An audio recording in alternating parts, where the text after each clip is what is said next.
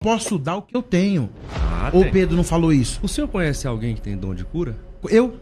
O senhor? Um prazer. O senhor pode ir comigo no hospital, então? Vamos, eu vou. A gente saindo daqui vai agora, o hospital que o senhor quiser. Certo. Nós vamos o seguinte, nós vamos em pacientes que sofrem de síndromes cromossômicas, doenças neurodegenerativas como esclerose lateral amiotrófica, e eu gostaria de ver o dom de curas em Eu vou operação. com o senhor, eu faço esse desafio. Eu vou com o senhor e Deus vai curar. Se Deus curar, o senhor acredita no evangelho que eu prego?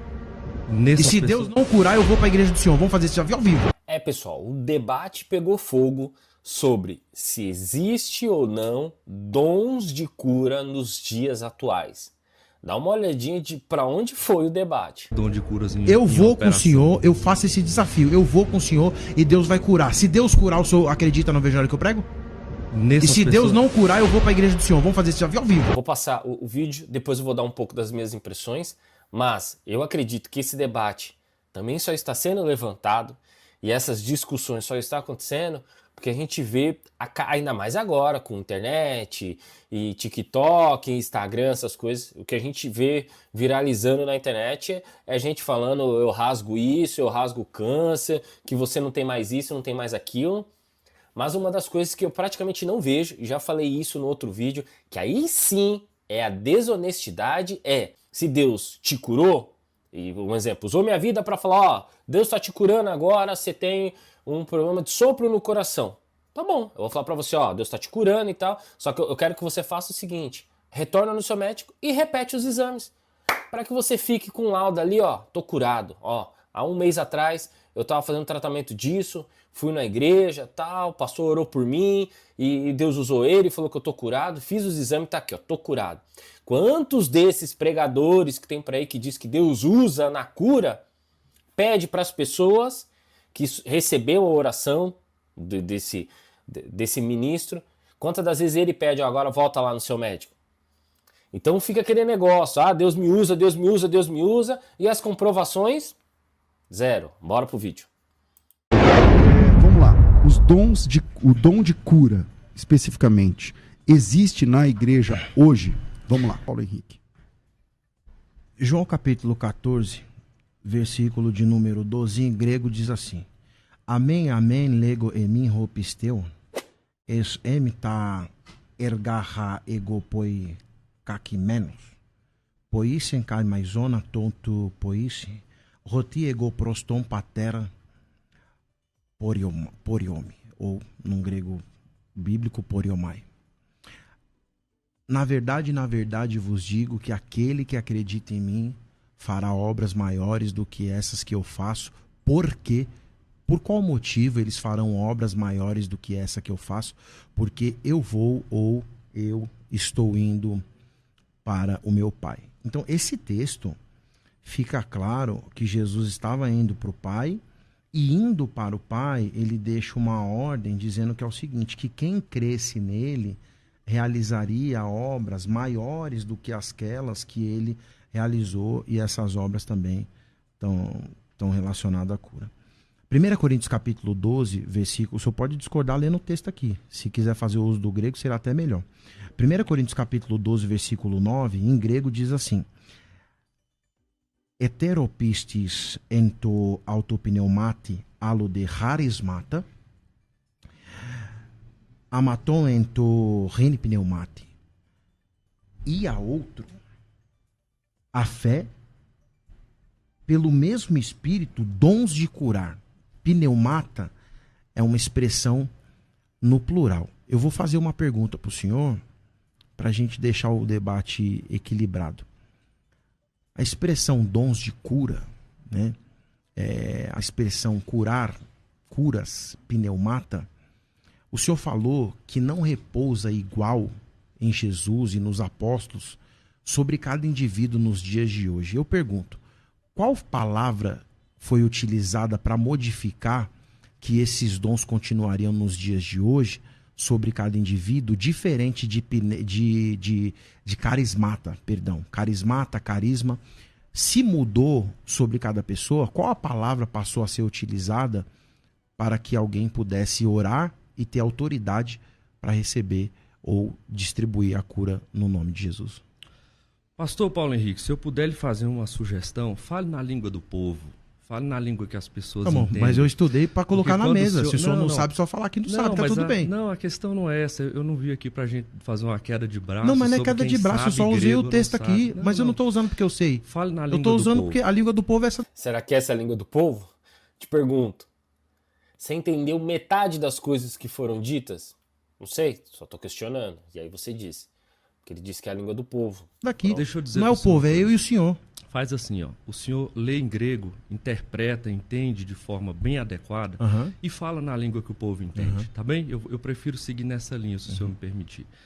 Eu não tenho como provar que uma coisa que não existe, existe, porque ela não existe. Tá bom, obrigado. Tudo bem? Então, isso já respondeu a minha pergunta. Não tem. Não tem a palavra, não mudou. ok? A gente chega a conclusões a respeito do texto bíblico, e isso é legitimado, acredito até pelo senhor, que tem coisas que não estão explicitamente escritas nas Escrituras, mas são verdades.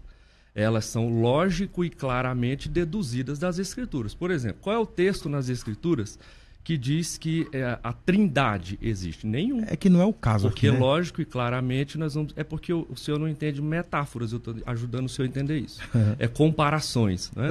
Eu tenho um problema de dicção. Eu notei. Então a gente, quando faz esse tipo de análise, percebe que a leitura das Escrituras não pode ser literalista nesse sentido. Entendi. Ok?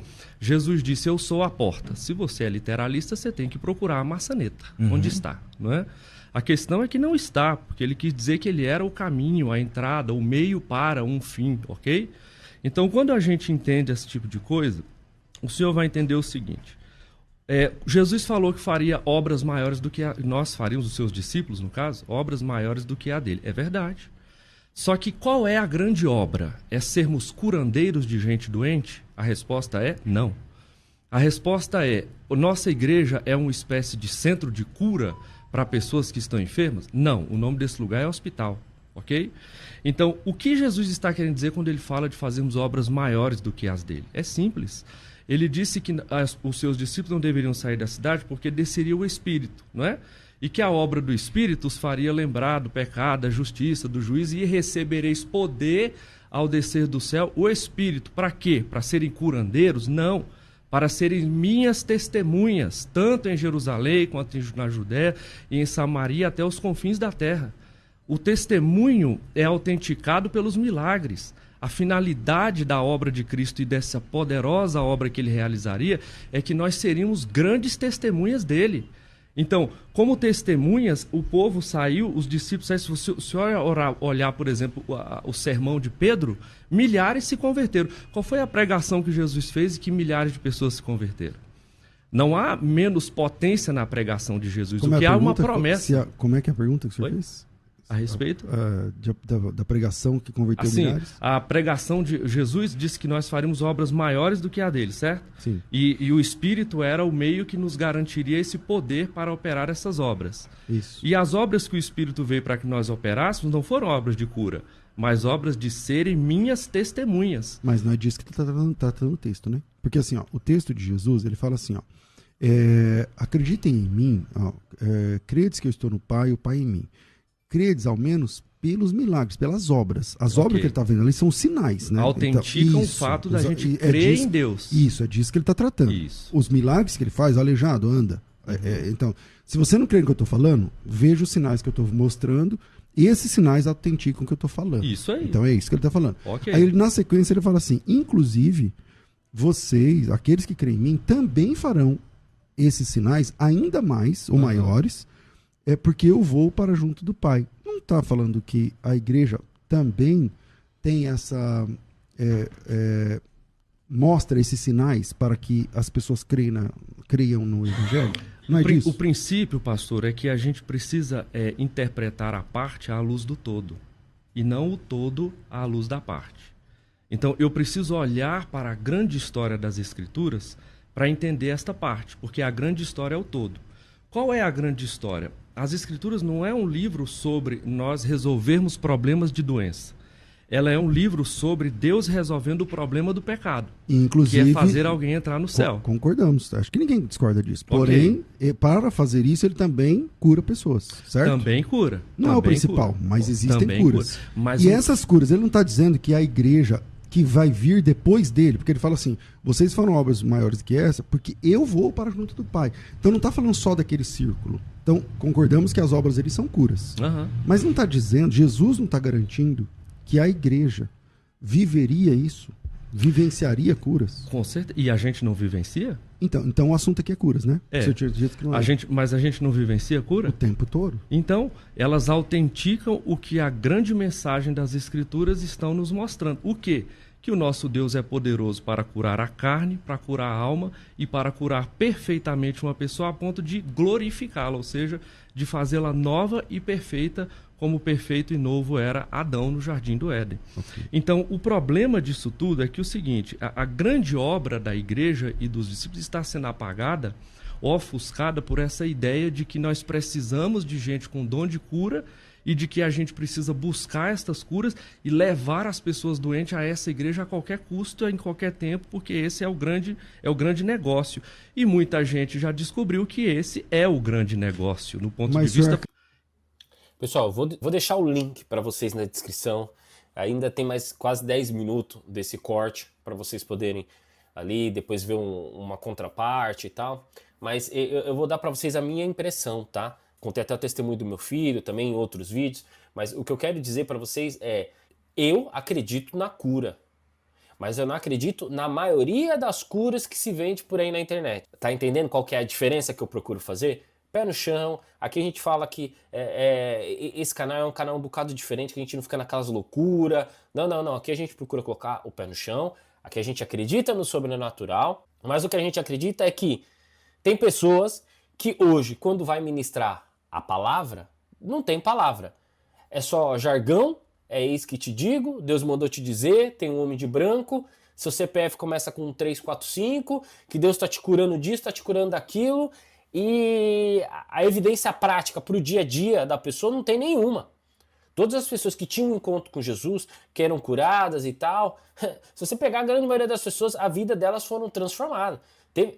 Claro que teve aqueles que não voltaram nem para agradecer, mas a vida de todos esses, de alguma forma que foi impactada, quem era cego e começou a enxergar, ou a mulher que foi pega em adultério e não apedrejar, todas essas pessoas viveram depois uma vida diferente. Aí o que a gente vê é um show de pirotecnia, que às vezes acontece dentro das igrejas, palavra que é bom, nada, é um eis que te digo, CPF XYZ, e Deus está te curando, eu rasgo o câncer, eu rasgo isso, eu rasgo aquilo, e principalmente na área da cura, que é uma área que é muito sensível, que tem pessoas que fazem uso de medicamentos controlados, ao invés do pregador, da pessoa que está ali, ser honesta. Nick, o que é honestidade?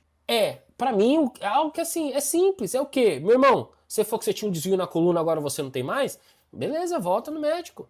Ou você tinha um problema de arritmia cardíaca, agora você está sentindo que você está tranquilo? Vai lá, porque a gente sabe que tem muita sugestão. A gente tem que acabar com isso, justamente para separar quem é de quem não é. Mas eu pergunto, a gente vê gente falando que todo dia tá curando, e você fala, cadê as pessoas para voltar lá na igreja para dar o testemunho com laudo? Ah, Nick, você só acredita no laudo? Não, eu acredito na evidência de que a pessoa foi curada. Quando o cara tava cego e chegou em Jesus, Jesus foi lá, cuspiu no chão, fez uma lama, passou no olho, a pessoa voltou a enxergar. E depois foi até perguntar pra ele, mas como é que aconteceu isso? Cara, eu não sei, eu sei que eu encontrei uma pessoa lá, era Jesus e ele fez isso e agora eu era cego, mas agora eu enxergo. Então as pessoas mostravam a evidência da sua cura. Hoje a pessoa fala, não, eu tô curado. O outro fala, Deus te curou. Tá bom, mas e cadê a comprovação? Não existe comprovação. Então a maioria é tudo bravataria. Por isso que o cara foi lá, o pastor foi lá e fez desafio. Então beleza, então você é usado por cura, né? Deus te usa assim, beleza? Tô aqui para discutir isso. Então bora ali no hospital ali.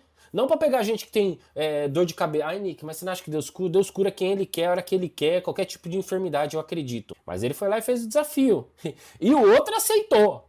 Aí eu gostava de ver realmente o que ia dar disso daí.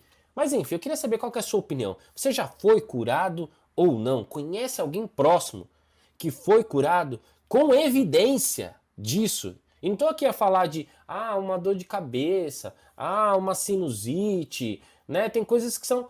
Agora, coisas assim que você fala, meu Deus, isso aqui não é comum. Isso é milagre. Queria que você colocasse aqui nos comentários, se inscreve no canal, dá uma força pra gente está querendo levar a simplicidade e a profundidade do evangelho. Então eu preciso da sua ajuda pra gente chegar nos 1000 inscritos. Dá uma força aí, que Deus te abençoe. Fui!